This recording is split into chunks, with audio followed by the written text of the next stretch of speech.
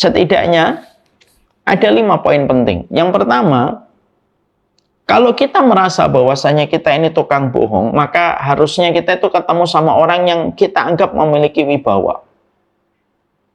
Ya, supaya menjadikan kita ketika berdekatan dengan orang yang kita hormati wibawanya karena keimanannya, kesolihannya, dan kita akui kebaikan orang ini, menjadikan kita merasa gelisah dengan kebohongan kita. Sebagaimana Khawat bin Zubair, ya, dia merasa tidak nyaman ketika dia sangat melihat wibawa Rasulullah SAW. Maka akhirnya kebiasaan orang berdusta itu apa? Harus dipertemukan dan harus mempertemukan dengan orang yang dia respect keimanan dan ketakwaannya. Kenapa? Karena itu bisa memberikan kepadanya sebuah nasihat supaya dia tidak berbohong ketika di hadapan orang yang betul-betul memiliki ketakwaan dan memiliki kesolihan. Ya. Karena terkadang hal itu justru malah lebih mudah menjadikan orang itu akan berhenti dari dustanya daripada dikasih nasihat, jangan dusta, jangan dusta, jangan dusta. Karena belum tentu orang tersebut akan menerima tausiah dan belum tentu dia akan menerima masukan ketika diberitahu supaya dia jangan berdusta. Yang kedua, indahnya Rasulullah SAW itu ketika mendapati Khawat bin Zubair itu berdusta, sebenarnya Rasulullah SAW itu tahu bahwasanya Rasulullah itu mendapati Abu Abdillah atau Khawat bin Zubair ini, dia sedang tebar pesona. Tapi Rasulullah tidak mengingat dan menegurnya langsung di depan perempuan-perempuan itu. Artinya Rasulullah SAW sebagai seorang Nabi memiliki sebuah kepribadian yang sangat indah. Nabi tidak pernah menegur orang di depan orang banyak untuk menjatuhkan kehormatan dia. Nabi tahu nggak kalau Khawat bin Zubair ini sedang tebar pesona di depan perempuan-perempuan? Nabi tahu. Tapi Nabi tidak langsung menegurnya, tetapi Nabi cuma mengatakan, apa yang kamu lakukan, wahai Khawat bin Zubair? Apa yang kamu lakukan, wahai Khawat bin Zubair? Dan Nabi tidak langsung mengatakan, ngapain sih kamu tebar pesona di depan perempuan itu, ngapain? Tidak, Rasulullah tidak menyebutkan kesalahan Khawat bin Zubair di depan perempuan-perempuan itu. Ya. Yang ketiga, yang kita dapatkan adalah di antara perkara yang kita jumpai dari Nabi Shallallahu Alaihi Wasallam itu apa?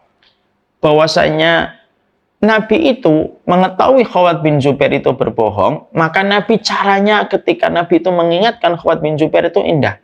Nabi itu bertanya dengan pertanyaan yang sama terus. Gimana kabar ontamu? Gimana kabar ontamu? Jadi kalau kita mendapati ada orang itu berdusta, tanya saja terus. Misalkan kita mendapati orang santriwati misalkan kita mendapati ada santriwati, dia belum membayar hutang sama kita, tapi ternyata dia membeli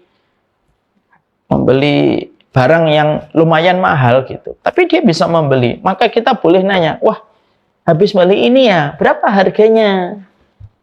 Nanti nanya lagi, wah habis membeli handphone ya, berapa harganya? Karena Rasulullah SAW itu menggunakan kebohongannya Khawat bin Zubair ini sebagai teguran kepada Khawat bin Zubair dengan Nabi bertanya terus kepadanya. Gimana ontamu? Sudah ketemu belum? Belum ya Rasulullah. Gimana ontamu? Sudah ketemu belum? Dan itu ditanyakan Rasulullah terus. Padahal Rasulullah tahu bahwasanya Khawat bin Zubair sedang berbohong. Sehingga terapi bagi orang ketika dia berdusta kepada kita dan kita tahu kedustaannya, kita boleh untuk menegurnya dengan cara mengulang-ulang apa yang dia dustakan itu. Dia kemarin lagi nggak punya uang tapi beli handphone ya, handphonenya berapa harganya? Dan itu dilakukan oleh Rasulullah SAW. Kemudian yang keempat, yaitu adalah kalau pengen menegur orang yang berbohong itu, kata Rasulullah, maka sesungguhnya tunggulah waktu yang tepat. Setidaknya ketika waktu berduaan saja dengan dia. Ingatkan bahwasanya dia berdusta. Ingatkan bahwasanya dia telah melakukan sesuatu yang tercela dan menganggap kita ini bisa dibohongin. Katakan sama dia, kita nggak bisa dibohongin. Jangan berdusta. Ingatkan dengan cara yang baik. Dan Rasulullah itu memilih waktu sampai berhari-hari. Jadi Nabi itu nunggu waktu berhari-hari gitu. Sampai akhirnya Nabi punya momen waktu berdua dengan Khawat bin Zubair. Akhirnya barulah Nabi mengatakan kepada Khawat bin Zubair bahwasanya sebenarnya dia berdusta dan Nabi menegurnya. Yang terakhir, yang paling indah adalah Nabi tidak menyebutkan lagi kesalahan Khawat bin Jubair, tapi Nabi langsung menggantinya dengan doa. Semoga Allah memberkahimu, semoga Allah memberkahimu, semoga Allah memberkahimu. Sampai 3 kali. Sampai 3 kali. Padahal dia berdusta kepada Nabi Sallallahu Alaihi Wasallam. Dan itu menunjukkan kepada kita bahwasanya salah satu metode terbaik di dalam menyikapi seorang pendusta itu apa? Didoakan. Supaya dosa yang telah dia lakukan ketika dia berbohong, dia tidak ulang kembali untuk perjalanan berikutnya ketika dia berdusta. Jadi peristiwa tentang bagaimana Khawat bin Jubair dalam hadis yang tadi saya sampaikan, ini memberitahukan kepada kita bahwasanya Rasulullah pun memiliki terapi di dalam mengobati orang yang berdusta. Ya. Artinya bahwasanya kedustaan itu bisa jadi menimpa kepada mungkin sebagian dari kita pernah berdusta. Ya. Mungkin pasti kita pernah berdusta. Saya pasti pernah berdusta. Mungkin Ustaz Deden juga pernah berdusta. Mungkin Santriwati pasti pernah berdusta gitu. Terapi yang terbaik ketika kita berdusta itu adalah bagaimana ketika kita memahami kembali tentang masalah kedustaan ini. Dan bagaimana Rasulullah pun ketika mendapati Khawat bin Jubair itu berdusta, Nabi itu memberikan terapi yang sangat indah. Nabi mengulang-ulang, Nabi tidak menjatuhkan kehormatan Khawat bin Jubair. Nabi memilih waktu yang terbaik. Nabi Nabi mendoakan kepada Khawat bin Jubair dan Nabi sabar sampai dia mendapatkan kesempatan yang tepat untuk memperingatkan Khawat bin Jubair tentang kesalahannya. Dan yang paling indah adalah Nabi tidak lagi pernah menyebutkan Khawat bin Jubair sebagai pendusta. Kisah ini justru disampaikan oleh Zaid bin Aslam yang diceritakan oleh Khawat bin Jubair.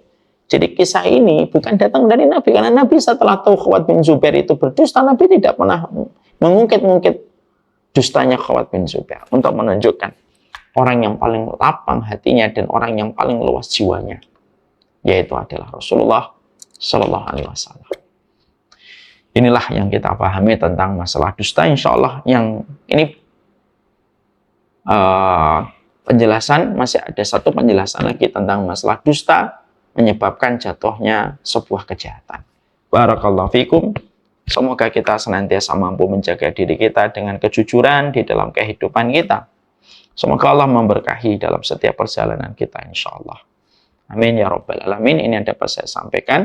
Semoga Allah merahmati kita dan merahmati seluruh para penuntut ilmu. Amin ya rabbal alamin. Hingga terkadang kita tidak mengetahui kapasitas ilmu yang mereka sampaikan ketika disampaikan dalam bentuk video-video pendek, ataupun disampaikan dalam bentuk tulisan-tulisan pendek yang mungkin menarik, tetapi ternyata terkadang kita tidak tahu kalau ternyata semua itu tidak memiliki basic kekuatan ilmiahnya.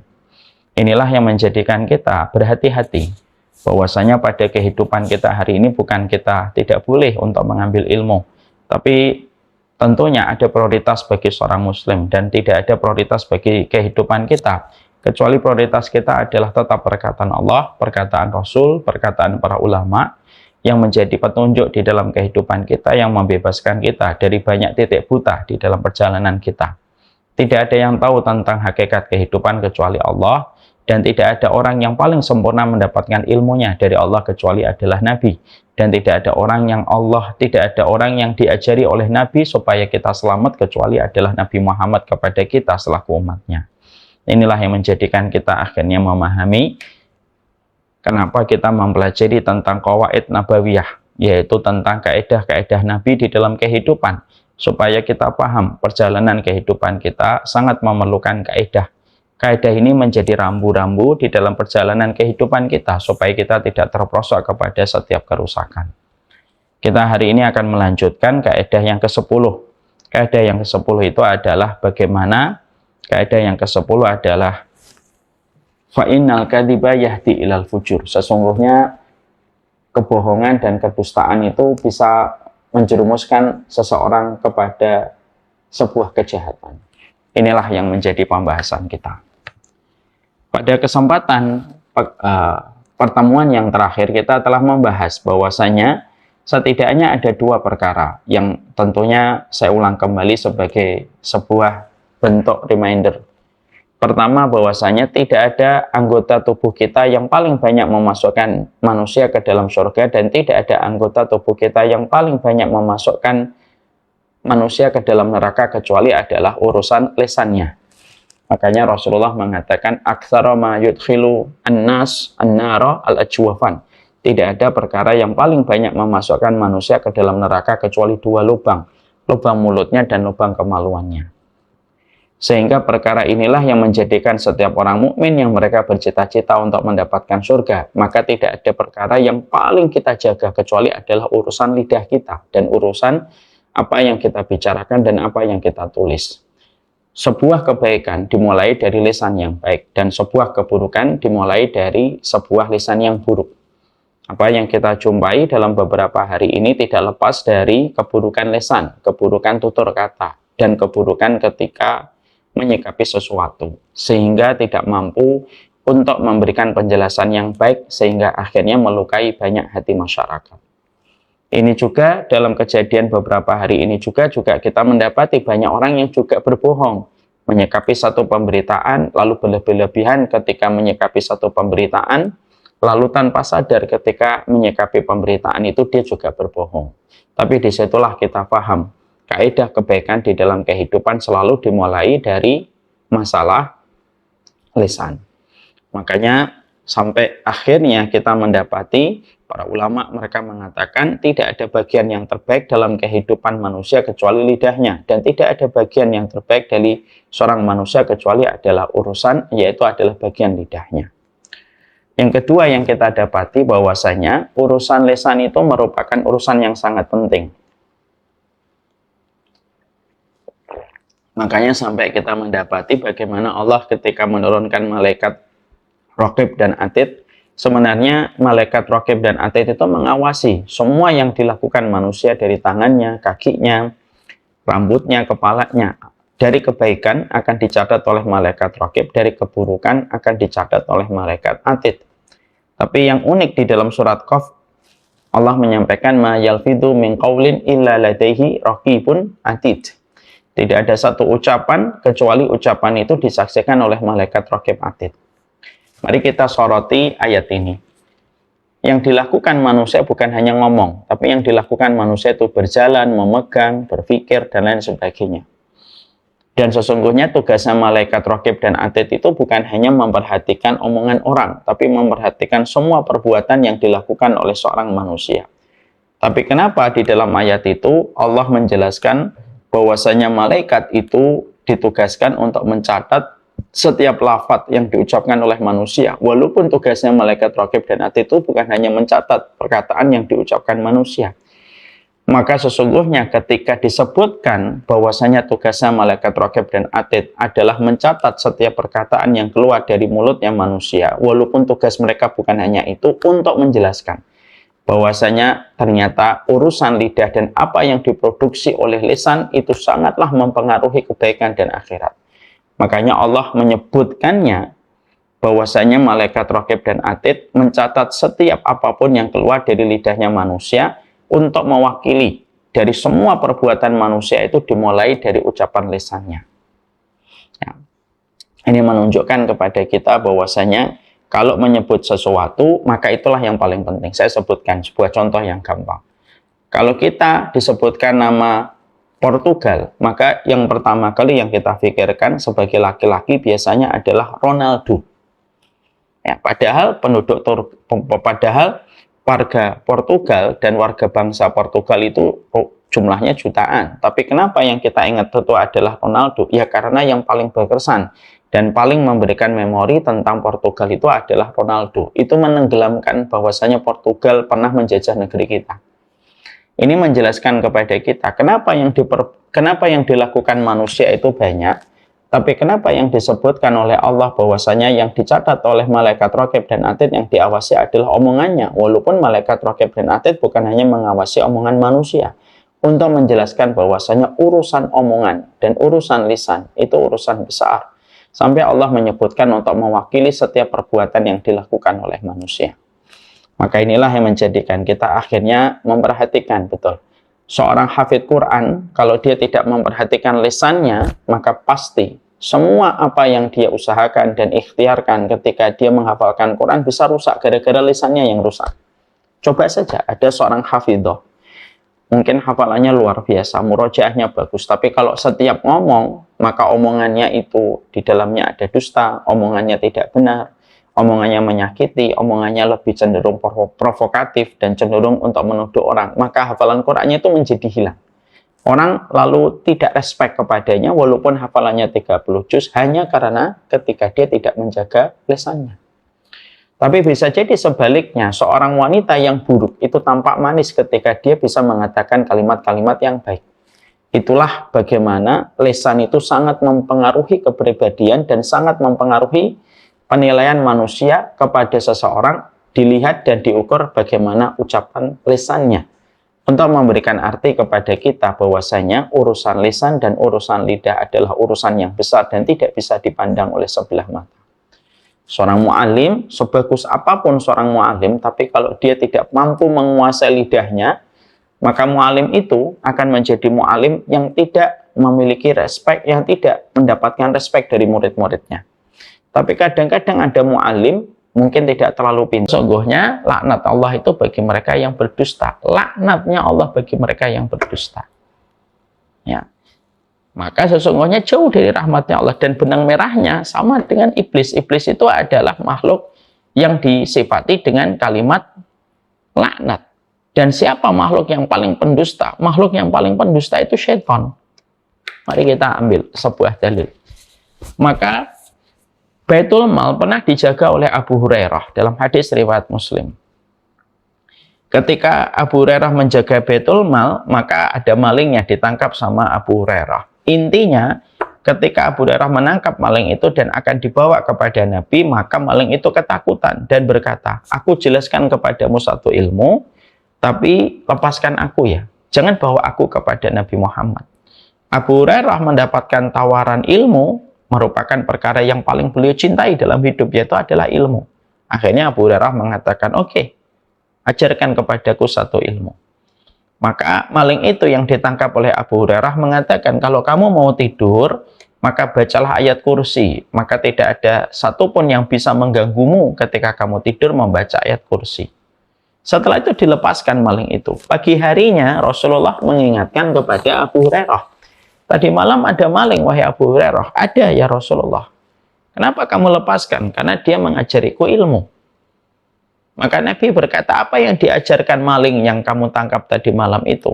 "Dia mengajarkan aku untuk membaca ayat kursi ketika sebelum tidur, supaya tidak ada setan yang menggangguku." Perhatikan kalimat Nabi yang beliau respon. "Shadaqaka wa huwa kadzub wa dzaka syaitan." Ada 3 kalimat. Shadaqaka, wahai Abu Hurairah, apa yang diucapkan kepadamu itu benar. Wa huwa kadzub, tapi dia makhluk pendusta. Wa dzaka syaitan, dan itu adalah syaitan. Jadi Nabi Muhammad mengatakan shadaqaka wa huwa kadzub wa dzaka syaitan. Yang dia ucapkan itu benar, wa huwa kadzub, dan dia itu makhluk pendusta, tetapi yang diucapkan itu benar dan itulah syaitan. Berarti sesungguhnya di sini mendapati kenapa Allah menggunakan kalimat laknat? Kenapa Allah menggunakan kalimat laknat? Karena dusta. Dustanya iblis. Ya. Dan setan itu makhluk pendusta. Makanya apa yang dilakukan oleh iblis ketika iblis itu telah menjadi sombong ketika tidak mau sujud kepada Adam. Dosanya yang kedua oleh iblis itu adalah berdusta kepada Nabi Adam dan mengatakan kepada Nabi Adam bahwasanya pohon yang Allah haramkan kepada Nabi Adam itu membawa sifat kekekalan. Itu dustanya. Jadi pekerjaannya setan dan iblis itu, pekerjaannya iblis dan setan itu berdusta. Makanya Allah menyampaikan fanaj'al la'natallah 'alal kadzibin. Allah itu betul-betul meletakkan lanatnya kepada mereka yang senantiasa berdusta. Sehingga ini menjadi sebuah teguran keras. Sekali lagi, seorang muslim itu pada dasarnya mereka masih bisa memiliki kekurangan. Tapi dusta itu bukan kekurangan. Dusta itu kesalahan. Ya, bakhil itu kekurangan. Pengecut itu kekurangan, tapi dusta itu kesalahan. Dan seorang muslim boleh memiliki kekurangan, tapi tidak boleh memiliki sebuah kesalahan fatal, yaitu adalah kedustaan. Yang kedua, orang yang mereka berdusta itu akan menjauhkan mereka dapat hidayah. Sehingga bisa jadi kalau dia mendapatkan iman, imannya lama-lama tergerus, lama-lama akan berkurang. Ketika dia terus berdusta, Allah akan mencabut hidayah di dalam hatinya. Makanya dikatakan di dalam satu ayat di dalam surat Al-Mu'min, surat Ghafir ayat yang ke-28, Innallaha la yahdi man huwa musyrifun kadzdzab. Allah itu tidak akan pernah menunjukkan hidayah kepada mereka yang melampaui batas ketika mereka itu berdusta. Sehingga ketika dusta itu dilakukan sama orang yang hafal Al-Quran, maka lama-lama hafal Al-Qurannya itu akan hilang. Ataupun barokah dari kebaikan Quran itu akan hilang. Kalau itu diucapkan oleh seorang guru, seorang mu'allim, akan menjadikan keberkahan pada setiap kalimat yang dia ucapkan itu akan lama-lama menipis. Kalau itu diucapkan oleh seorang bapak, lama-lama dia akan kehilangan respek dari kehidupan orang-orang di sekitarnya. Karena apa? Allah tidak akan pernah memberikan hidayah kepada mereka yang senantiasa berdusta di dalam setiap ucapannya. Innallaha la yahdi man huwa musyrifun kadzdzab. Allah tidak akan pernah memberikan hidayah. Jadi kalau kita mengartikan Allah tidak akan memberikan hidayah kepada mereka yang melampaui batas, Masya Allah ya. Berarti kalau dia dapat hidayah, hidayahnya lama-lama hilang. Kalau dia belum dapat hidayah, dia tidak akan dapat hidayah. Ya. Makanya kalau ada orang pelaku dosa besar, tapi selama dia bukan pendusta, itu masih ada kemungkinan besar mendapatkan hidayah. Tapi kalau orang sudah baik tapi masih berdusta, kemungkinan lambat laun hidayahnya akan hilang. Berdasarkan kepada surat Ghafir ayat yang ke-28. Makanya dalam beberapa kasus di dalam konteks kehidupan ada pendosa. Perhatikan pendosa itu. Kalau ada pendosa-dosa besar, kok mereka dapat hidayah? Itu biasanya kalau kita mencoba untuk menyingkap, kenapa dia dapat hidayah? Biasanya kalau dia tidak baik sama ibunya, yang kedua, dia bukan pendusta, walaupun dia pelaku dosa besar. Karena pelaku dosa besar belum tentu dia pendusta. Jadi bisa jadi dia ngakui semua dosa-dosanya dan tidak pernah dia berdusta. Kamu zina ya? Ya saya zina. Kamu mencuri ya? Dia mencuri. Maka selama dia melakukan dosa besar, tapi selama dia tidak berdusta atau dia baik sama ibunya, maka ada kemungkinan besar dia mendapatkan hidayah sampai akhirnya dia meninggalkan dosa itu dan kembali menjadi hambanya Allah. Selama dua ini terjaga. Kalau dalam pengalaman dakwah, saya selalu melihat orang kalau sudah baik sama ibunya, walaupun hari ini masih nakal, itu satu waktu nanti dia akan mendapatkan panggilan, akan mendapatkan recall dari Allah untuk melakukan kebaikan dan meninggalkan jalan kerusakan.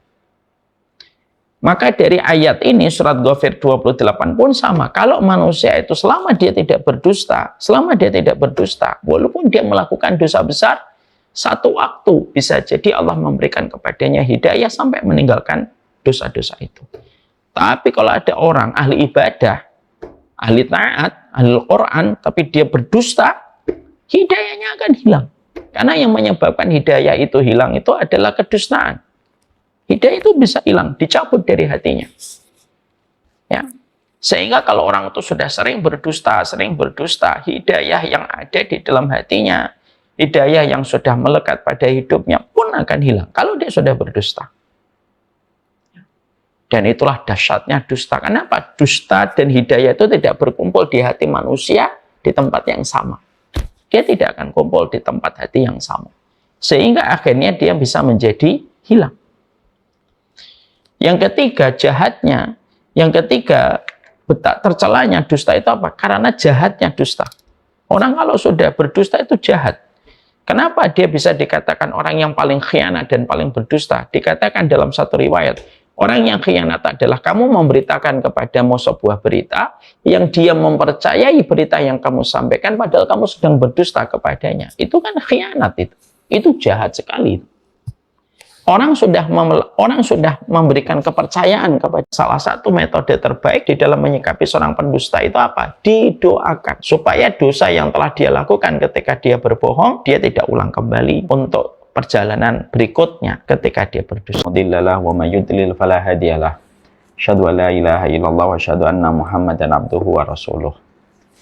Kepada seluruh para santriwati di Rumah Quran Ummu Khadijah dan kepada seluruh para penuntut ilmu dimanapun kita berada. Semoga Allah senantiasa memberikan kepada kita jalan keselamatan, dan semoga kita senantiasa pada zaman fitnah ini tidak tergesa-gesa ketika kita menyikapi segala sesuatu.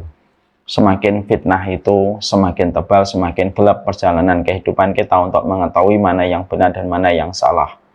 Ketika zaman fitnah itu sudah datang, terkadang banyak orang yang menunggangi dan banyak orang yang ditunggangi. Sehingga terkadang apa yang sampai kepada tangan kita tidak sebagaimana kenyataan yang sebenarnya terjadi. Fitnah itu apapun perkara yang menghadapkan kita antara muslim dengan muslim, maka itulah yang disebut dengan fitnah. Dan inilah sikap bahwasanya seorang muslim ketika mereka berada pada zaman fitnah. Mereka tidak tergesa-gesa, mereka tidak instan ketika mengambil keputusan, dan semoga senantiasa kita mampu mengambil petunjuk Nabi Shallallahu Alaihi Wasallam ketika telah terjadi sebuah fitnah di dalam kehidupan. Ada sebuah hadis Rasulullah Shallallahu Alaihi Wasallam dalam riwayat Abu Dawud. Rasulullah mengatakan, Inna baina yadai sa'ah fitanan kahkitailil mudlim.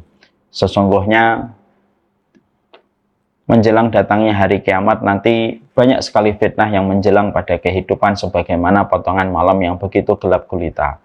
Yusbihu rajulu mu'minan wa yumsi kafiran wa yumsi mu'minan wa yusbihu kafiran. Maka ada orang yang di pagi harinya dia beriman, sore harinya dia kafir. Ada orang yang sore harinya beriman tetapi pagi harinya dia kafir. Kalau kondisi itu sudah terjadi, kata Rasulullah SAW, maka Nabi mengatakan, Al-qa'id fiha khairu minal qa'im. Maka yang duduk itu lebih baik daripada yang berdiri. Artinya duduk itu dia menahan diri, dia tidak tergesa-gesa. Maka orang yang duduk itu lebih baik daripada orang yang berdiri. Wal qa'im khairu minal masyi. Yang berdiri itu jauh lebih baik daripada yang berjalan. Jadi yang mereka itu cuma berdiri, maka itu lebih baik daripada mereka yang berjalan. Wal masyi fiha khairu minas sa'i. Dan orang yang jalan itu jauh lebih baik daripada mereka yang berlari ketika mereka menuju sesuatu. Maka kata Nabi Shallallahu Alaihi Wasallam ketika pada saat itu sudah terjadi, patahkanlah busur kamu, patahkanlah itu atau patahkanlah tali-tali busur kamu, sarungkanlah pedangmu, tahanlah dirimu, dan berlakulah sebagaimana anak Adam yang terbaik, yaitu adalah Habil. Ini yang merupakan petunjuk Nabi Shallallahu Alaihi Wasallam bahwasanya kalau kita mendapati pada zaman fitnah, terutama ketika kita hari ini dalam beberapa waktu terakhir ini kita digempur dengan banyak sekali informasi dan kita tidak pernah tahu mana yang benar dan mana yang salah. Ada potongan video, ada potongan foto yang ternyata terkadang kita memahaminya sebagaimana caption yang dibuat, tapi ternyata itu merupakan video ataupun foto yang berlainan faktanya. Dan ternyata ada sebuah kedustaan yang terorganisir ketika akhirnya menggiring banyak manusia dan banyak masyarakat untuk menuju kepada fitnah. Maka ketika kita sudah merasakan bahwasanya hari ini kita merasakan gelapnya fitnah, sampai akhirnya kita tidak tahu siapa yang benar dan siapa yang salah. Semua orang berkomentar, semua orang menuliskan caption, semua orang menuliskan setiap apa yang dia rasakan dan apa yang dia pikirkan gitu. Maka ingatlah kepada Rasulullah, orang yang duduk lebih baik daripada mereka yang berdiri. Yang berdiri lebih baik daripada mereka yang berjalan lebih baik daripada mereka yang berlari. Dan kata Nabi, pada saat itu ketika sudah terjadi, sampai menghadapkan muslim dengan muslim, maka kata Nabi SAW, patahkanlah tombakmu, patahkanlah itu anak panahmu, sarungkanlah itu pedangmu, dan berlakulah sebagaimana anak Adam yang terbaik, yaitu adalah Habil. Dan itu merupakan sebuah petunjuk Nabi Shallallahu Alaihi Wasallam ketika hari ini sangat relate pada kehidupan, ketika kita dihadapkan kepada kondisi yang panas dalam beberapa hari ini. Inilah yang menjadikan kita akhirnya memahami betul. Tidak ada yang paling kita harapkan kecuali salah satunya adalah bagaimana kita berupaya setenang mungkin ketika kita menjalani kehidupan pada masa-masa fitnah ketika mendekati akhir zaman. Tidak terburu-buru, tidak tergesa-gesa, tidak instan, tidak prematur ketika mengambil satu keputusan yang akhirnya mengorbankan darah sesama muslim, yang bisa menyebabkan terjarahnya banyak harta yang sejatinya harta itu milik keluarga seorang muslim yang juga beriman kepada Allah Subhanahu wa taala. Dan inilah yang menjadikan kita memohon Pada permulaan majelis ilmu yang kita selenggarakan pada kesempatan malam kali ini, sekaligus saya memberikan nasihat kepada diri saya, dan sekaligus pula saya memberikan nasihat kepada seluruh para santriwati. Tahan diri, jangan ikut-ikutan, jangan mudah terseret, jangan mudah tersulut. Karena seorang penuntut ilmu, mereka bukanlah daun yang kering yang mudah tersulut. Penuntut ilmu bukanlah mereka sebagaimana minyak yang mudah tersulut dengan percikan api. Tapi mereka tetap tenang dan mereka tidak mau untuk menempatkan dirinya berhadapan dengan sesama muslim. Karena sesungguhnya itu merupakan perkara syubhat dan itu merupakan perkara fitnah. Kita berdoa semoga negara kita tercinta, semoga kita mendapatkan negeri kita tercinta pulih kembali. Kita berdoa sekali, semoga para pemimpin memiliki empati yang besar kepada para rakyatnya. Bukan hanya memikirkan tentang keluarga mereka masing-masing dan kepentingan mereka. Semoga para pemimpin mereka diberikan hati oleh Allah dengan hidayah, dibukakan hati mereka dengan kebaikan, diberikan pikiran mereka yang penuh dengan keberkahan di dalam perjalanan hidup mereka. Dan rakyat, semoga kita mendapatkan keadilan di dalam kehidupan kita. Kita mendapatkan solusi, kita tidak hanya ditimpa dengan banyak kewajiban, tetapi tidak mendapatkan hak kita sebagai seorang warga dari bangsa ini.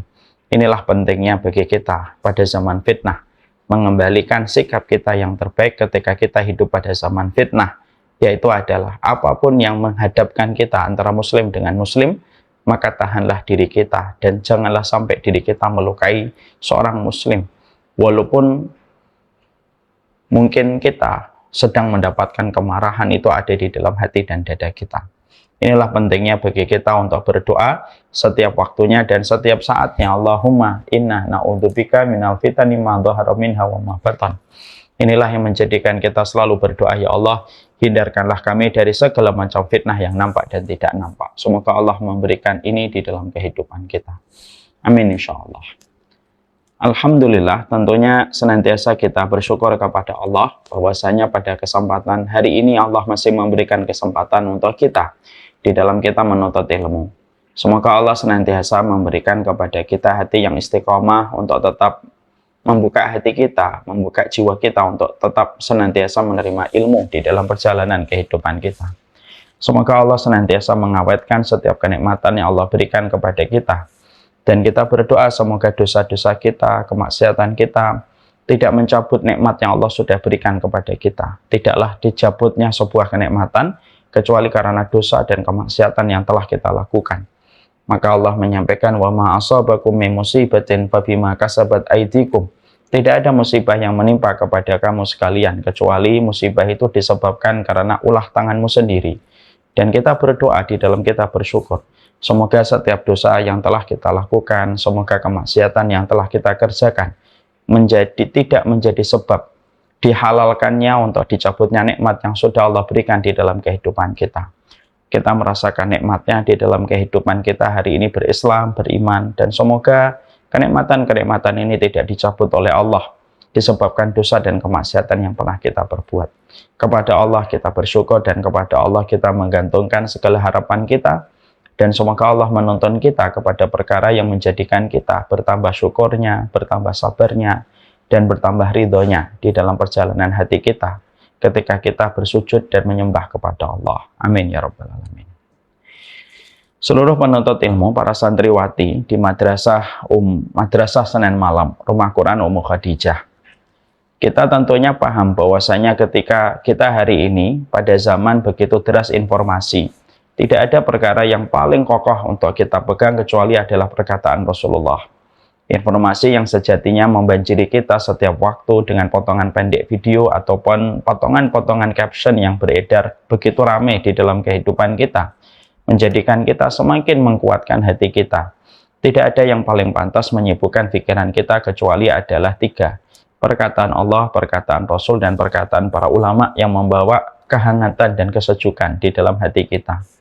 Hari ini banyak sekali para selebgram yang muncul, banyak sekali para motivator yang muncul, bahkan terkadang banyak sekali orang yang suka berkomentar dan mereka tampil di publik. Sehingga terkadang kita tidak mengetahui kapasitas ilmu yang mereka sampaikan ketika disampaikan dalam bentuk video-video pendek. ataupun disampaikan dalam bentuk tulisan-tulisan pendek yang mungkin menarik, tetapi ternyata terkadang kita tidak tahu kalau ternyata semua itu tidak memiliki basic kekuatan ilmiahnya. Inilah yang menjadikan kita berhati-hati bahwasanya pada kehidupan kita hari ini bukan kita tidak boleh untuk mengambil ilmu, tapi tentunya ada prioritas bagi seorang muslim dan tidak ada prioritas bagi kehidupan kita kecuali prioritas kita adalah tetap perkataan Allah, perkataan Rasul, perkataan para ulama yang menjadi petunjuk di dalam kehidupan kita, yang membebaskan kita dari banyak titik buta di dalam perjalanan kita. Tidak ada yang tahu tentang hakikat kehidupan kecuali Allah, dan tidak ada orang yang paling sempurna mendapatkan ilmunya dari Allah kecuali adalah Nabi. Dan tidak ada orang yang diajari oleh Nabi supaya kita selamat kecuali adalah Nabi Muhammad kepada kita selaku umatnya. Inilah yang menjadikan kita akhirnya memahami kenapa kita mempelajari tentang qawaid nabawiyah, yaitu tentang kaedah-kaedah Nabi di dalam kehidupan, supaya kita paham perjalanan kehidupan kita sangat memerlukan kaedah. Kaedah ini menjadi rambu-rambu di dalam perjalanan kehidupan kita, supaya kita tidak terperosok kepada setiap kerusakan. Kita hari ini akan melanjutkan kaedah yang ke-10. Kaedah yang ke-10 itu adalah bagaimana. Kaidah yang ke-10 adalah fa'innal kadhiba yahdi ilal fujur. Sesungguhnya kebohongan dan kedustaan itu bisa menjerumuskan seseorang kepada sebuah kejahatan. Inilah yang menjadi pembahasan kita. Pada kesempatan pertemuan yang terakhir kita telah membahas bahwasanya setidaknya ada dua perkara yang tentunya saya ulang kembali sebagai sebuah bentuk reminder.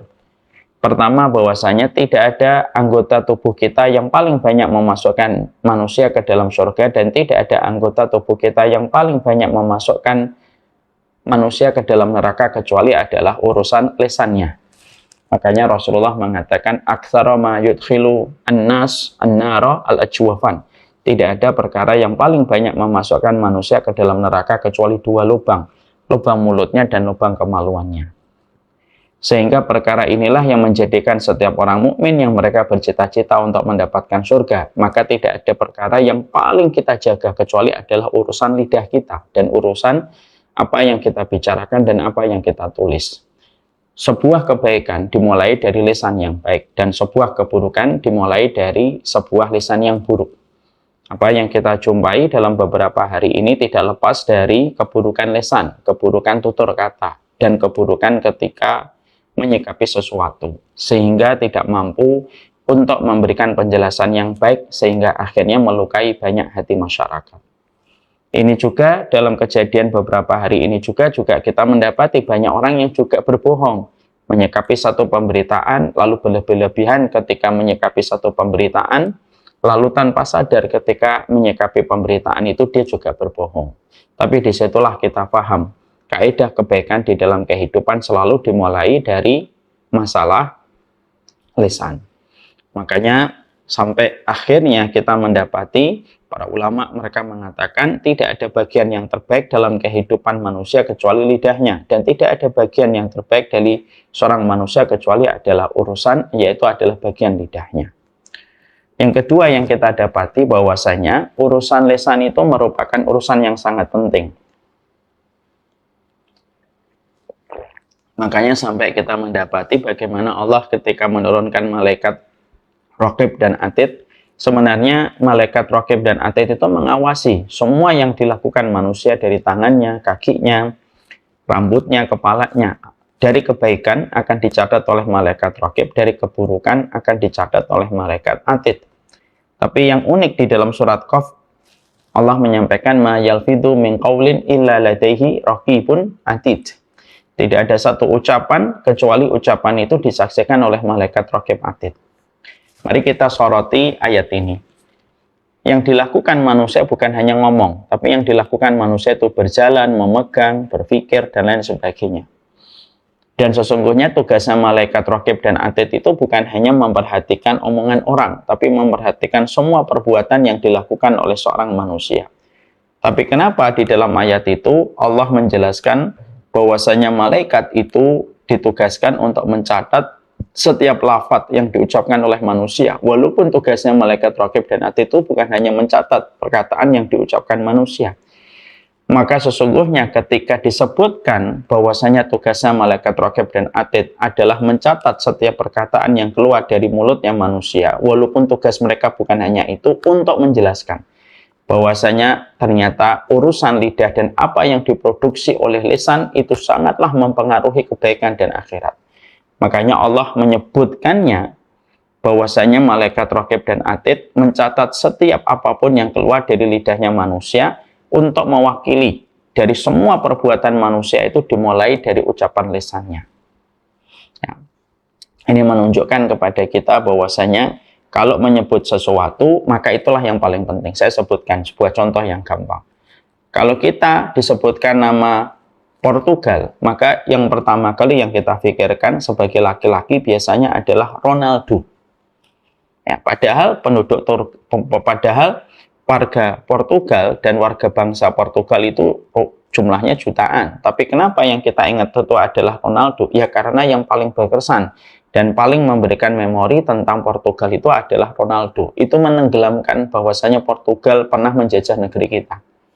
Ini menjelaskan kepada kita kenapa yang dilakukan manusia itu banyak, tapi kenapa yang disebutkan oleh Allah bahwasanya yang dicatat oleh malaikat raqib dan atid yang diawasi adalah omongannya, walaupun malaikat raqib dan atid bukan hanya mengawasi omongan manusia, untuk menjelaskan bahwasanya urusan omongan dan urusan lisan itu urusan besar, sampai Allah menyebutkan untuk mewakili setiap perbuatan yang dilakukan oleh manusia. Maka inilah yang menjadikan kita akhirnya memperhatikan betul.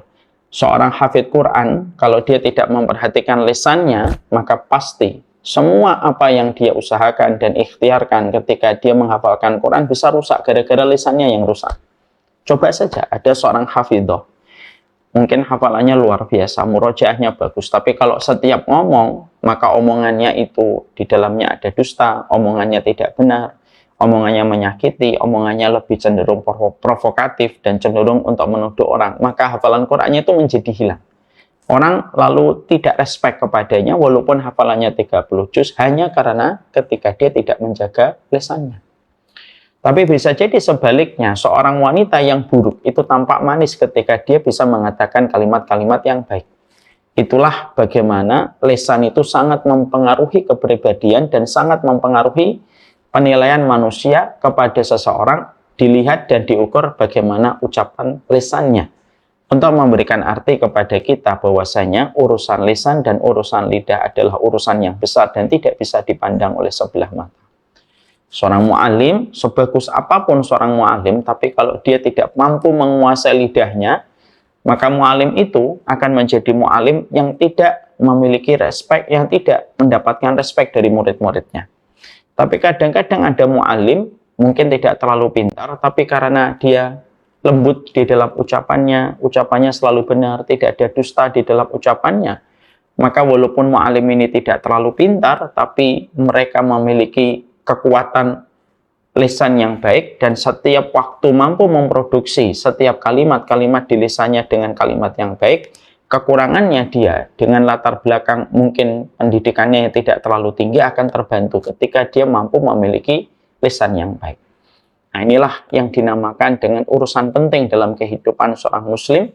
Kehidupan penting seorang muslim itu terletak bagaimana dia mengatur urusan lisannya, dan apa yang diproduksi oleh lisan mempengaruhi kepribadian dan mempengaruhi kepercayaan dan penilaian manusia kepada dirinya. Kita kemarin sudah menjelaskan bahwasanya ada 4 tingkatan perkataan terbaik. Ada 4 tingkatan. 4 tingkatan perkataan terbaik itu apa? Yang pertama, ketika ucapan itu ucapan yang benar, qaulan sadida. Bahwasanya perkataan itu adalah perkataan yang benar, berkata sesuai dengan kitabullah dan sunnah, dan tidak sama sekali menjual ayat-ayat Allah dengan harga yang miring, dan mampu menjelaskan setiap kalimat-kalimat yang benar walaupun di hadapan penguasa yang zalim. Ini merupakan puncak perkataan yang terbaik. Yang kedua yaitu adalah perkataan yang mengajak manusia kepada sebuah kebaikan. Mengajak manusia kepada sebuah kebaikan. Sehingga dengan apa yang dia ucapkan bisa melembutkan hati orang yang kasar, bisa mengingatkan kesalahan orang, bisa meluruskan bengkoknya hatinya orang ketika dia selalu mengajak setiap manusia menuju kepada sebuah kebaikan. Jangan pernah berhenti untuk memproduksi kalimat-kalimat yang baik dan benar, karena kita tidak pernah tahu di antara yang kita ucapkan manakah yang bisa melembutkan hatinya orang. Oleh karenanya, selalu ucapkanlah kalimat-kalimat yang baik untuk mengajak manusia kepada kebaikan. Ya. Contoh, kita ini kadang-kadang ketika membuat video, kita merasa bahwasanya video saya tidak didengarkan orang.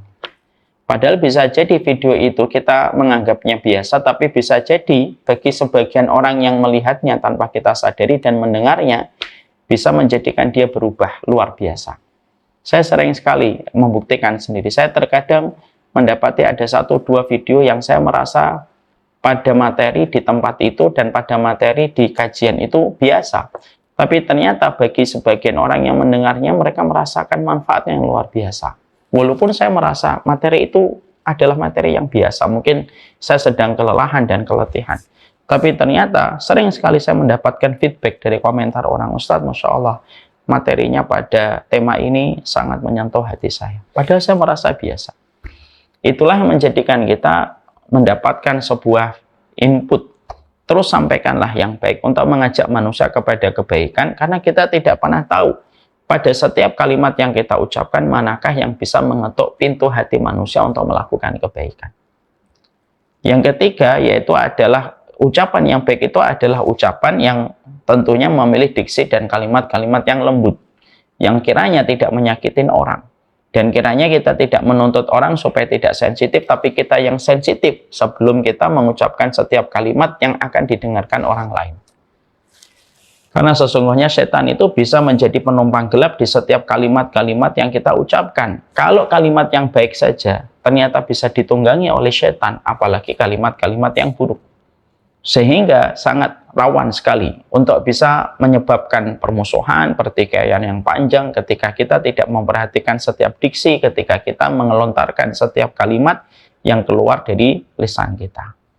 Yang keempat, yaitu adalah ucapan yang di dalamnya tidak ada dusta. Inilah yang menjadikan kita akhirnya memahami inilah 4 tingkatan di dalam ucapan kebaikan kita. Sekarang mari kita mempelajari. Kita pada kesempatan hari ini ada 2 bab yang akan kita pelajari. 2 bab itu apa? Yang pertama, bab yang kita akan pelajari itu adalah tentang tercelanya dusta. Yang kedua, bagaimana metode Nabi ketika beliau mengobati orang yang berdusta. Ini yang akan menjadi tema pembahasan kita pada kesempatan malam ini. Sekarang kita bahas bab yang pertama pada malam ini, agenda kita. Mengapa Rasulullah itu menyampaikan sebuah kaidah penting di dalam perjalanan hidup kita, yaitu adalah bagaimana kita betul-betul menjaga diri kita, melindungi diri kita dari perbuatan dusta. Walaupun saya mendapati ada satu peneliti dari Amerika Serikat. Satu peneliti ini, saya lupa namanya. Nanti saya cek deh. Bulan depan saya sampaikan. Peneliti ini mengatakan bahwasanya setiap manusia itu ketika berdusta, pertama kali yang akan denial atau resisten terhadap ucapannya itu hatinya. Itu hatinya itu nanti langsung menolak. Ini ucapan ini nggak benar, nggak sesuai dengan fakta. Karena dusta itu merupakan mengatakan sesuatu yang tidak sesuai dengan fakta dan kejadian yang benar terjadi. Jadi ternyata tubuh manusia itu, kalau ada seseorang mengucapkan kalimat dusta, maka hatinya itu langsung menolak. Lalu tolakan hati ini nanti berimpak kepada anggota tubuhnya yang lainnya. Manusia kalau dia sering berdusta, maka tubuhnya itu akan memberikan warning, terutama hatinya. Hatinya memberikan warning, ini tidak benar.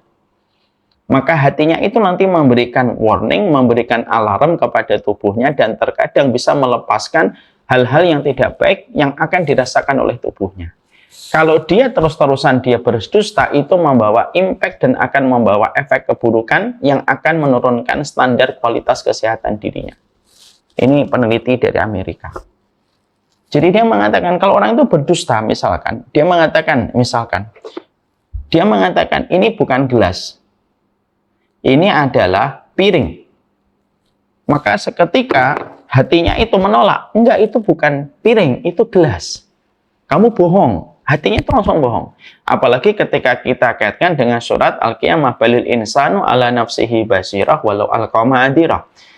Manusia itu terhadap dirinya, dia paling tahu tentang apa yang terjadi, walaupun manusia sering mengemukakan banyak alasan. Jadi ternyata kalau ada orang mengatakan ini piring, tetapi hatinya mengatakan itu gelas, maka penolakan hatinya itu nanti berdampak kepada anggota tubuhnya. Terus-terusan kalau orang itu berdusta, maka terus-terusan di dalam hatinya itu menolak terus, dan lambat laun secara pelan tapi pasti akan mengurangi kualitas kesehatan dirinya. Makanya akhirnya diuji coba, orang yang sering berdusta dengan orang yang selalu jujur itu kualitas kesehatannya jauh lebih tinggi orang yang selalu jujur di dalam kehidupan dibandingkan orang yang sering berdusta. Dan ini terbukti dengan penelitian yang baru diketemukan dalam beberapa waktu tahun terakhir. Ini menunjukkan kepada kita ketika urusan lisan sampai sedemikian pentingnya di dalam Islam, sampai Rasulullah mengatakan bahwasanya seorang muslim itu tidak boleh berdusta. Bahkan Nabi Shallallahu Alaihi Wasallam itu pernah beliau ditanya, ada nggak seorang muslim yang pengecut? Ada. Ada nggak seorang muslim yang bakhil? Ada. Ada nggak seorang muslim yang berdusta? Nabi mengatakan nggak ada muslim yang berdusta. Padahal ketika Nabi ditanya, ada nggak muslim yang bakhil? Ada. Ada nggak muslim yang pengecut? Ada. Tapi Nabi ditanya, ada nggak muslim yang berdusta? Nabi mengatakan tidak ada. Karena ternyata secara penelitian, ini kita tidak bicara tentang dalil-dalil nakli, secara penelitian itu ternyata orang yang berdusta terus hatinya itu menolak, hatinya memberikan isyarat, hatinya memberikan alarm, ini bohong dia, ini bohong. Walaupun orang membenarkan ucapan lidahnya, tapi anggota tubuhnya mengatakan kamu ini bohong, kamu ini bohong, kamu ini bohong. Sehingga akhirnya alarm itu dirasakan itu getarannya secara negatif oleh anggota tubuh ketika hati mengatakan kamu ini salah. Jadi hatinya menjadi tersiksa. Jadi jantungnya itu menjadi tersiksa ketika dia mengatakan hal-hal yang sifatnya adalah dusta. Dan itu semakin membuktikan, oh itulah kenapa di dalam Islam, kenapa urusan dusta ini urusan yang betul-betul dibahas secara teliti dan dijelaskan bagaimana kedudukannya yang sangat tercela di dalam Islam. Bahkan Nabi pun mengidentifikasi bahwasanya seorang muslim itu harusnya mereka itu tidak dusta. Karena ternyata secara penelitian terbukti dusta itu perkara yang sangat diingkari oleh hati, sehingga getarannya itu mempengaruhi secara negatif kepada anggota tubuhnya dan syarafnya kalau orang itu sudah berdusta. Ya, maka ini yang kita harus paham. Sekarang mari kita mengerti kenapa dusta ini menjadi salah satu di antara penyakit yang harus kita ceraikan di dalam kehidupan kita. Yang pertama, dusta itu tentunya membawa laknat. Makanya Allah menyampaikan fanaj'al laknatallahi 'alal kadhibin. Allah menyampaikan di dalam surat Ali Imran 61, laknatnya Allah itu mengenai kepada mereka yang senantiasa berdusta. Jadi laknatnya Allah itu mengenai kepada mereka yang senantiasa berdusta. Kalau kita kembalikan kata laknat, laknat itu al-bu'du an rahmatillah. Laknat itu sesuatu yang jauh dari rahmatnya Allah. Sesuatu yang jauh dari rahmatnya Allah itu laknat. Sehingga kalau orang-orang itu sudah berdusta, rusak. Jauh betul dari rahmatnya Allah. Hafidul Quran, orang yang menghafalkan Quran, ada nggak yang bakhil? Ada. Ada nggak hafidul Quran yang mungkin dia pengecut? Ada. Tapi ada nggak hafidul Quran yang pendusta? Tidak ada. Tidak ada. Karena dusta itu akan menjerumuskan seseorang kepada laknat, dan ketika sudah mendatangkan laknat, berarti dia dosa besar. Imam Adz-Dzahabi itu mengatakan kalau ada dosa, di dalamnya sudah ada kata laknat, maka dosa itu merupakan dosa yang sangat besar sekali. Makanya membedakan dosa kecil dengan dosa besar, kalau di dalam terminologi Imam Adz-Dzahabi itu simpel. Kalau ada dosa, tidak ada kata yang mengiringinya dengan kata laknat, berarti dosa kecil. Tapi kalau ada dosa lalu mengiringi dalil-dalil ancaman dengan kata laknat, berarti itu dosa besar. Dan hati-hati bahwasanya dusta itu adalah dosa besar. Karena ada kata laknat yang Allah sampaikan di dalam surat Ali Imran 61. Fanaj'al laknatallah 'alal kadhibin. Sesungguhnya laknat Allah itu bagi mereka yang berdusta. Laknatnya Allah bagi mereka yang berdusta. Ya. maka sesungguhnya jauh dari rahmatnya Allah. Dan benang merahnya sama dengan iblis. Iblis itu adalah makhluk yang disifati dengan kalimat laknat. Dan siapa makhluk yang paling pendusta? Makhluk yang paling pendusta itu syaitan. Mari kita ambil sebuah dalil. Maka Baitul Mal pernah dijaga oleh Abu Hurairah dalam hadis riwayat Muslim. Ketika Abu Hurairah menjaga Baitul Mal, maka ada maling yang ditangkap sama Abu Hurairah. Intinya, ketika Abu Hurairah menangkap maling itu dan akan dibawa kepada Nabi, maka maling itu ketakutan dan berkata, "Aku jelaskan kepadamu satu ilmu, tapi lepaskan aku ya. Jangan bawa aku kepada Nabi Muhammad."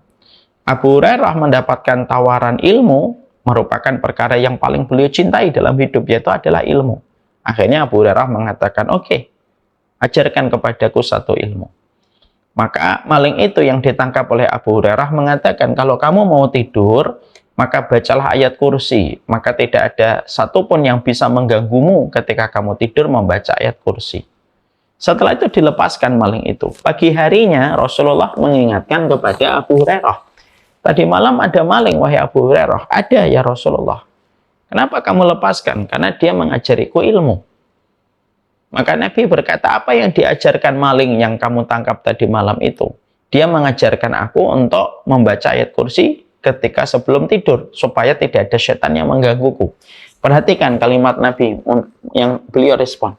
"Shadaqaka wa huwa kadzub wa dzaka syaitan." Ada 3 kalimat. Shadaqaka, wahai Abu Hurairah, apa yang diucapkan kepadamu itu benar. Wa huwa kadzub, tapi dia makhluk pendusta. Wa dzaka syaitan, dan itu adalah syaitan. Jadi Nabi Muhammad mengatakan shadaqaka wa huwa kadzub wa dzaka syaitan. Yang dia ucapkan itu benar, wa huwa kadzub, dan dia itu makhluk pendusta, tetapi yang diucapkan itu benar, dan itulah syaitan. Berarti sesungguhnya di sini mendapati kenapa Allah menggunakan kalimat laknat. Kenapa Allah menggunakan kalimat laknat? Karena dusta. Dustanya iblis. Ya. Dan setan itu makhluk pendusta. Makanya apa yang dilakukan oleh iblis ketika iblis itu telah menjadi sombong ketika tidak mau sujud kepada Adam.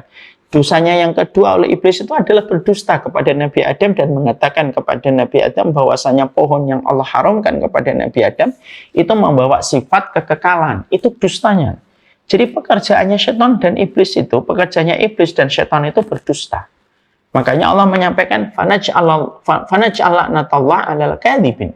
Allah itu betul-betul meletakkan lanatnya kepada mereka yang senantiasa berdusta. Sehingga ini menjadi sebuah teguran keras. Sekali lagi, seorang muslim itu pada dasarnya mereka masih bisa memiliki kekurangan. Tapi dusta itu bukan kekurangan. Dusta itu kesalahan. Ya, bakhil itu kekurangan. Pengecut itu kekurangan, tapi dusta itu kesalahan. Dan seorang muslim boleh memiliki kekurangan, tapi tidak boleh memiliki sebuah kesalahan fatal, yaitu adalah kedustaan. Yang kedua, orang yang mereka berdusta itu akan menjauhkan mereka dapat hidayah.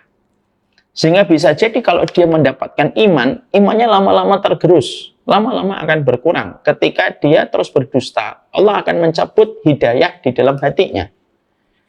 Makanya dikatakan di dalam satu ayat di dalam surat Al-Mu'min, surat Ghafir ayat yang ke-28, "Innallaha la yahdi man huwa musyrifun kadzdzab." Allah itu tidak akan pernah menunjukkan hidayah kepada mereka yang melampaui batas ketika mereka itu berdusta.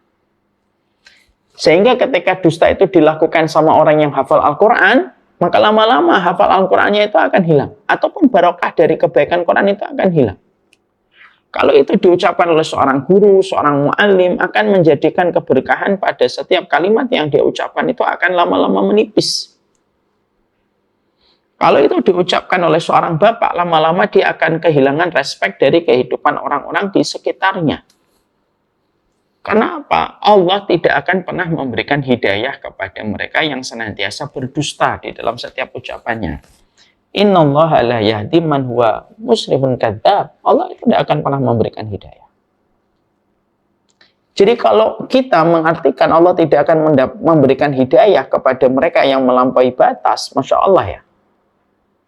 Berarti kalau dia dapat hidayah, hidayahnya lama-lama hilang. Kalau dia belum dapat hidayah, dia tidak akan dapat hidayah. Ya.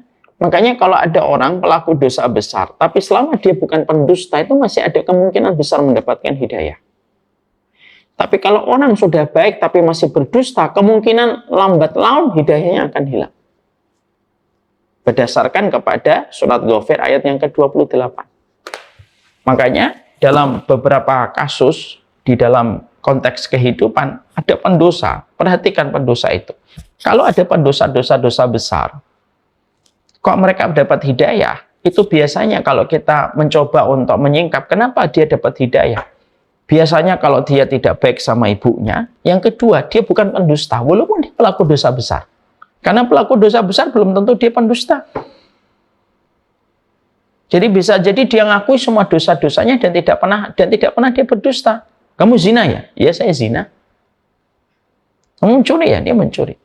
Maka selama dia melakukan dosa besar, tapi selama dia tidak berdusta atau dia baik sama ibunya, maka ada kemungkinan besar dia mendapatkan hidayah sampai akhirnya dia meninggalkan dosa itu dan kembali menjadi hambanya Allah. Selama dua ini terjaga. Kalau dalam pengalaman dakwah, saya selalu melihat orang kalau sudah baik sama ibunya, walaupun hari ini masih nakal, itu satu waktu nanti dia akan mendapatkan panggilan, akan mendapatkan recall dari Allah untuk melakukan kebaikan dan meninggalkan jalan kerusakan. Maka dari ayat ini, surat Ghafir 28 pun sama. Kalau manusia itu selama dia tidak berdusta, walaupun dia melakukan dosa besar, satu waktu bisa jadi Allah memberikan kepadanya hidayah sampai meninggalkan dosa-dosa itu. Tapi kalau ada orang ahli ibadah, ahli taat, ahli Quran, tapi dia berdusta, hidayahnya akan hilang. Karena yang menyebabkan hidayah itu hilang itu adalah kedustaan. Hidayah itu bisa hilang, dicabut dari hatinya. Ya. Sehingga kalau orang itu sudah sering berdusta, hidayah yang ada di dalam hatinya, hidayah yang sudah melekat pada hidupnya pun akan hilang kalau dia sudah berdusta. Dan itulah dahsyatnya dusta. Kenapa? Dusta dan hidayah itu tidak berkumpul di hati manusia di tempat yang sama. Dia tidak akan kumpul di tempat hati yang sama. Sehingga akhirnya dia bisa menjadi hilang. Yang ketiga, jahatnya. Yang ketiga, tercelanya dusta itu apa? Karena jahatnya dusta. Orang kalau sudah berdusta itu jahat. Kenapa dia bisa dikatakan orang yang paling khianat dan paling berdusta? Dikatakan dalam satu riwayat, orang yang khianat adalah kamu memberitakan kepadamu sebuah berita yang dia mempercayai berita yang kamu sampaikan padahal kamu sedang berdusta kepadanya. Itu kan khianat itu. Itu jahat sekali. Orang sudah memberikan kepercayaan kepada dirimu lalu kamu berdusta. Ada nggak khianat yang lebih besar daripada ini? Nggak ada. Itu khianat besar itu. Karena itu merupakan sebuah kejahatan. Itu merupakan sebuah kejahatan itu. Sehingga pada kehidupan manusia itu kalau seseorang itu sudah, mereka itu berdusta itu kejahatan. Itu kejahatan. Orang itu kalau sampai dibohongin, kecewanya itu luar biasa. Orang itu kalau dibohongin, kecewanya luar biasa. Makanya akhirnya bukan hanya mengarahkan kepada kejahatan, sampai akhirnya dia berkhianat kepada orang. Yang keempat, tercelanya sebuah dusta itu apa? Menyebabkan dirinya memiliki salah satu sifat kemunafikan. Karena orang munafik itu ditunjukkan di dalam pekerjaan dan aktivitas mereka itu selalu ketika berkata mereka berdusta. Jahat dan kemunafikan itu sebuah posisi tercela pada kehidupan seorang mukmin. Dia berbuat jahat dengan kedustaan dan dia pun bisa terjatuh kepada sifat kemunafikan ketika dia berdusta. Makanya dusta itu betul-betul jahat. Sehingga akhirnya tidaklah orang itu berdusta sekali kecuali dia membawa dusta berikutnya. Dusta sekali membawa dusta berikutnya dan tidak akan pernah berhenti kedustaan-kedustaan itu. Dan yang kelima, tercelanya dusta itu apa? Menghilangkan keberkahan di dalam hidupnya ketika dusta itu sudah dia jalankan di dalam aktivitas dan kegiatannya. Makanya Rasulullah mengatakan al-bayyi'ani bil khiyari ma lam yatafarraqa fa in sadaqa wa bayyana burika lahuma fi bai'ihima.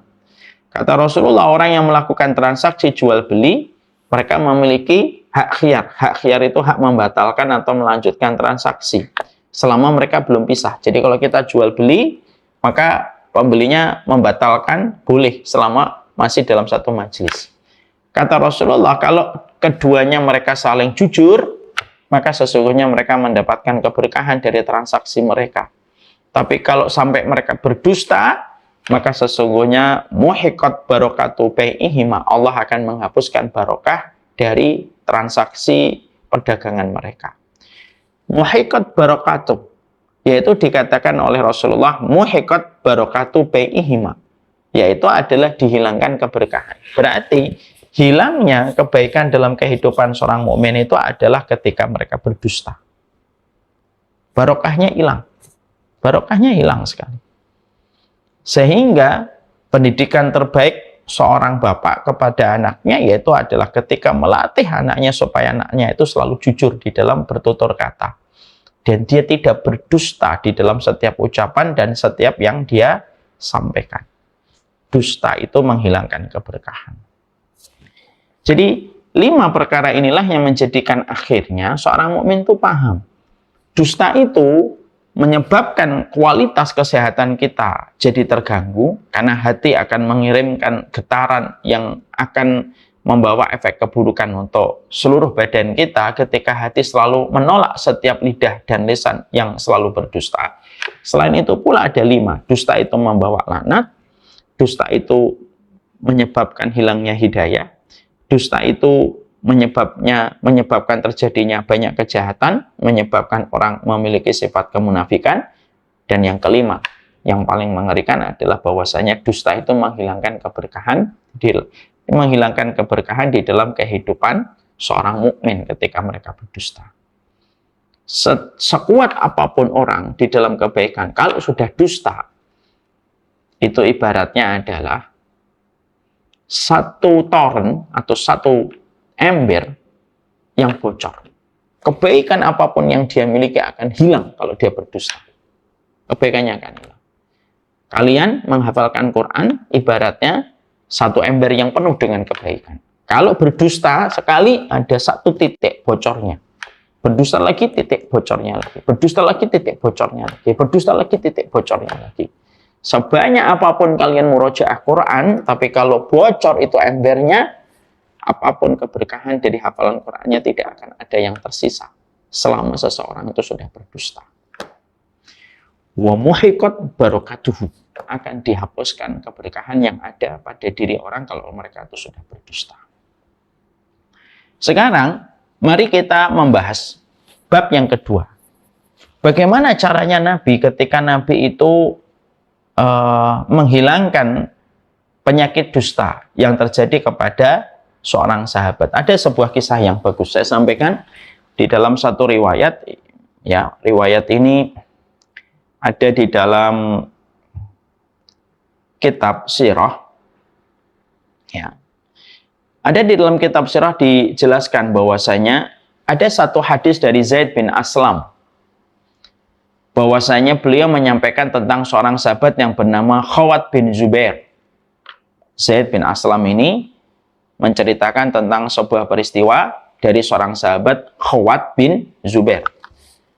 Bahwasanya Khawat bin Zubair ini bersama Rasulullah, bersama Zaid bin Aslam, berhenti di sebuah tempat. Jadi Rasulullah, Khawat bin Zubair, dan Zaid bin Aslam ini melakukan safar bareng-bareng bersama Rasulullah.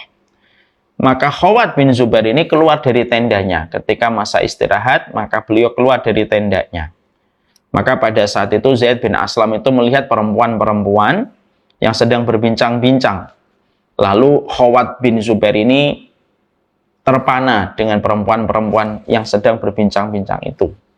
Lalu sesegera maka langsung Khawat bin Zubair ini masuk ke dalam tendanya dan mengambil tas. Lalu dia keluarkan yang bagus, ya, keluarkan pakaian yang bagus supaya membuat perempuan-perempuan itu kagum kepada dirinya. Biasalah, penyakitnya laki-laki. Jadi dia melihat, wah ini ada perempuan-perempuan duduk. Lalu dia masuk ke tendanya, dia pakai pakaian yang bagus, dia keluar lagi. Tidak ada yang dia inginkan kecuali adalah supaya perempuan-perempuan itu kagum sama dirinya, senenglah sama dirinya. Kalau bahasa hari ini adalah tebar pesona. Maka ketika Khawat bin Zubair sedang melakukan itu, tiba-tiba Rasulullah Shallallahu Alaihi Wasallam itu tiba-tiba menghampiri beliau. Ketika Rasulullah keluar dari tendanya, dan Rasulullah nanya kepada Khawat bin Zubair dengan panggilan Abu Abdillah, karena Khawat bin Zubair ini memiliki laqab, ya, memiliki kunyahnya adalah Abu Abdillah. Abu Abdillah, apa yang sedang kamu kerjakan? Khawat bin Zubair ini ketika ditegur oleh Nabi dan ditanya, maka dia gelagapan. Ya, maka dia kaget ketika Nabi tiba-tiba menghampirinya dan tiba-tiba Nabi itu bertanya kepadanya. Dan beliau, Khawat bin Zubair itu berkata, aku merasakan betapa wibawanya Rasulullah SAW yang luar biasa. Maka Khawat bin Zubair ketika ditanya oleh Nabi, wahai Abu Abdillah, ngapain kamu di sini? Seketika Khawat bin Zubair ini langsung berdusta. Dia berbohong. Ya, walaupun dia merasakan wibawa yang sangat luar biasa ada pada diri Rasulullah. Maka seketika Khawat bin Zubair ini berkata, nggak apa-apa ya Rasulullah, aku sedang mencari ontaku. Ya, aku sedang mencari ontaku. Maka sesungguhnya aku mencari ontaku yang sedang kabur. Maka Rasulullah SAW pun mengangguk-ngangguk kepalanya. Maka Rasulullah langsung beliau masuk ke pepohonan. Maka aku melihat Rasulullah SAW itu buang hajat. Ya, dan Rasulullah dan Khawat bin Zubair itu melihat bagaimana putihnya perutnya Rasulullah SAW. Lalu Nabi SAW beliau membuang hajatnya. Lalu setelah beliau membuang hajatnya maka beliau itu berwudu. Ya. Setelah beliau berwudu maka beliau ketemu lagi dengan Khawat bin Zubair dan memanggilnya dengan panggilan Abu Abdillah. Gimana Abu Abdillah? Sudah ketemu belum ontanya? Maka sesungguhnya pada saat itulah aku kembali mengatakan, belum ya Rasulullah. Dan aku sudah merasakan ketidaknyamanan. Karena Rasulullah selalu nanya tentang onta. Maka ketika akhirnya melakukan perjalanan dan akhirnya sampai di kota Madinah, Rasulullah ketemu lagi dengan saya. Dan Rasulullah tanya lagi, wahai Abu Abdillah, gimana ontamu? Sudah ketemu belum? Karena terus-terusan aku ditanya tentang ontaku, aku menjadi sangat tidak nyaman sekali. Sangat tidak nyaman. Dan akhirnya aku itu menarik diri supaya tidak kelihatan oleh Rasulullah SAW.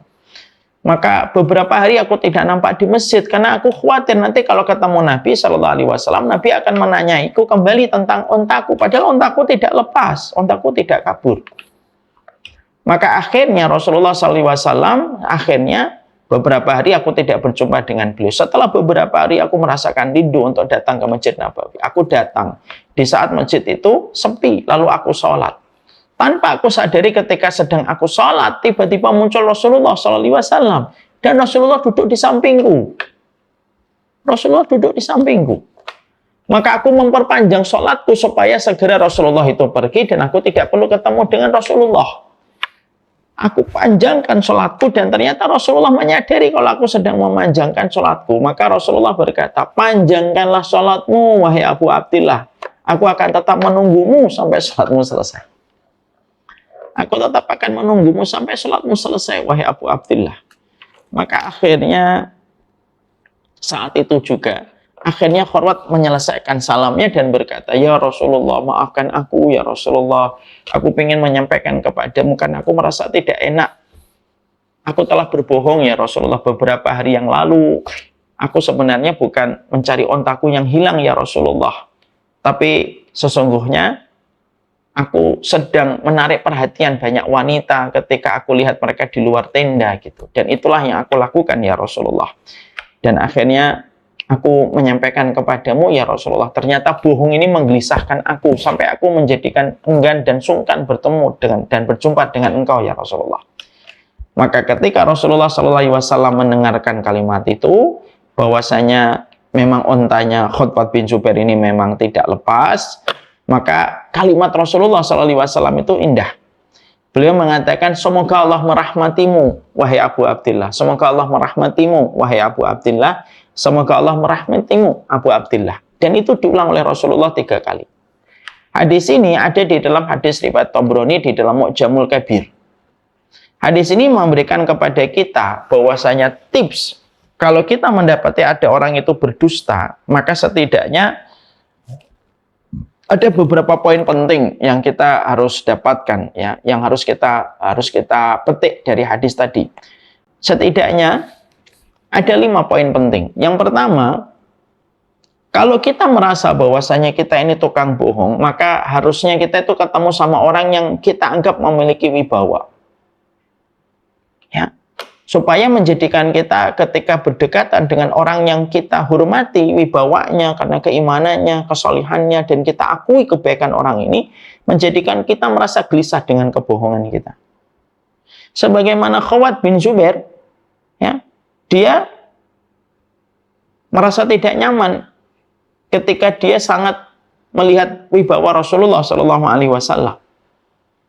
Maka akhirnya kebiasaan orang berdusta itu apa? Harus dipertemukan dan harus mempertemukan dengan orang yang dia respect keimanan dan ketakwaannya. Kenapa? Karena itu bisa memberikan kepadanya sebuah nasihat supaya dia tidak berbohong ketika di hadapan orang yang betul-betul memiliki ketakwaan dan memiliki kesolihan. Ya.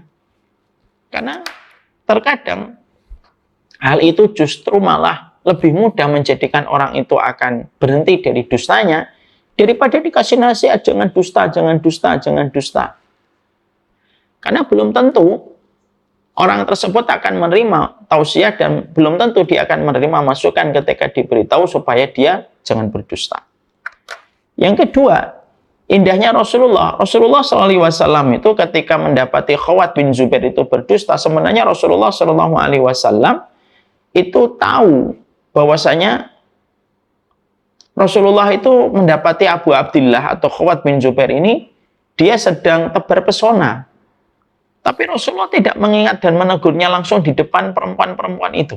Artinya Rasulullah SAW sebagai seorang Nabi memiliki sebuah kepribadian yang sangat indah. Nabi tidak pernah menegur orang di depan orang banyak untuk menjatuhkan kehormatan dia. Nabi tahu nggak kalau Khawat bin Zubair ini sedang tebar pesona di depan perempuan-perempuan? Nabi tahu. Tapi Nabi tidak langsung menegurnya, tetapi Nabi cuma mengatakan, apa yang kamu lakukan, wahai Khawat bin Zubair? Apa yang kamu lakukan, wahai Khawat bin Zubair? Dan Nabi tidak langsung mengatakan, ngapain sih kamu tebar pesona di depan perempuan itu ngapain? Enggak, Rasulullah tidak menyebutkan kesalahan Khawat bin Zubair di depan perempuan-perempuan itu. Ya. Yang ketiga, yang kita dapatkan adalah di antara perkara yang kita jumpai dari Nabi Shallallahu Alaihi Wasallam itu apa? Bahwasanya Nabi itu mengetahui Khawat bin Zubair itu berbohong, maka Nabi caranya ketika Nabi itu mengingatkan Khawat bin Zubair itu indah. Nabi itu bertanya dengan pertanyaan yang sama terus. Gimana kabar ontamu? Gimana kabar ontamu? Jadi kalau kita mendapati ada orang itu berdusta, tanya saja terus. Misalkan kita mendapati orang santriwati Misalkan kita mendapati ada santriwati, dia belum membayar hutang sama kita, tapi ternyata dia membeli barang yang lumayan mahal gitu. Tapi dia bisa membeli, maka kita boleh nanya, wah habis beli ini ya, berapa harganya? Nanti nanya lagi, wah habis membeli handphone ya, berapa harganya? Karena Rasulullah SAW itu menggunakan kebohongannya Khawat bin Zubair ini sebagai teguran kepada Khawat bin Zubair dengan Nabi bertanya terus kepadanya. Gimana ontamu? Sudah ketemu belum? Belum ya Rasulullah. Gimana ontamu? Sudah ketemu belum? Dan itu ditanyakan Rasulullah terus. Padahal Rasulullah tahu bahwasanya Khawat bin Zubair sedang berbohong. Sehingga terapi bagi orang ketika dia berdusta kepada kita dan kita tahu kedustaannya, kita boleh untuk menegurnya dengan cara mengulang-ulang apa yang dia dustakan itu. Dia kemarin lagi nggak punya uang tapi beli handphonenya berapa harganya gitu. Dan itu dilakukan oleh Rasulullah SAW.